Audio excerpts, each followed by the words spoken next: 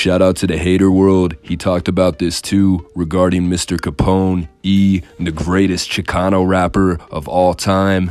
Not really though. If you don't know who Mr. Capone is, you're not missing much. I'm not gonna say he's trash, but he's very mid. There's nothing special about his music. He shouldn't be in anybody's top 5. Essentially, he's a street dude who wanted to be a rapper. Capone did the best he could. He's a smart guy because he made music for girls. He made love songs. All these kids trying to rap, they're trying to be hard. And Capone knows if he makes love songs, there'll be tons of females at his shows. Many of them willing to go ass up.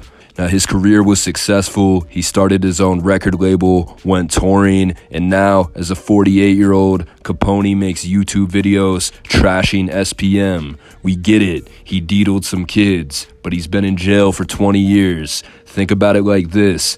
What if somebody attempted to beef with R. Kelly while he was in prison, making diss songs towards him, YouTube videos? It'd be stupid. The man is already locked up, but it would be a different story if he was free.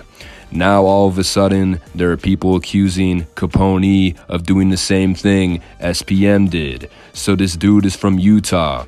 And if you don't know about Utah, sometimes you get a knock on the door and it's a well-dressed dude carrying a Bible. Imagine if those people had their own state. That's what Utah is. Come on, guys.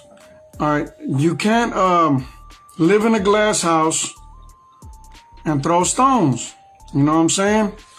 I don't know if y'all know what that means, but, you know, this guy's out here, you know, people are sending me messages saying, hey, this guy, you know, he slept with a 16-year-old in my town and shit like this. And some other shit came up that says that Mr. Capone, his baby mama is underage and she lives in Utah.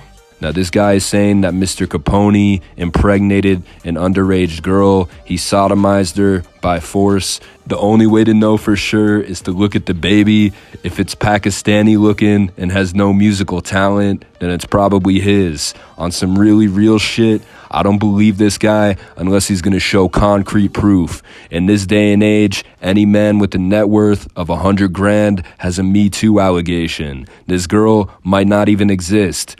And so, basically, his baby mama's in Utah, and he's banned from going to Utah.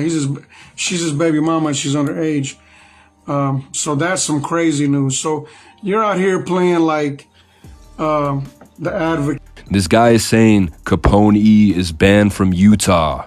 Be careful, Capone. You might come back to Utah and one of those Mormon kids might challenge you to a foot race. Listen, Utah is not known for gang activity. It's a nice place to live. That's where people go to escape the gang life. This fool right here has been playing too much GTA, watching too much Boys in the Hood. Now he's trying to act ghetto as he lives next to a ski resort. I'm sure there's a little bit of poverty. It's not like LA, New York, Chicago, where you might need security, check in with Swifty Blue. The worst Utah could do is swarm Capone with missionaries.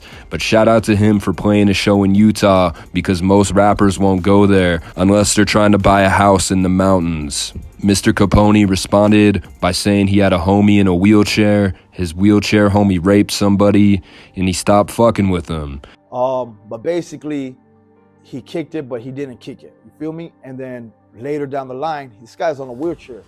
All of a sudden, he has some charges about like rape or something, right? We straight cut that fool off, like, nah. And I was like, I'm glad we never put this waffle on.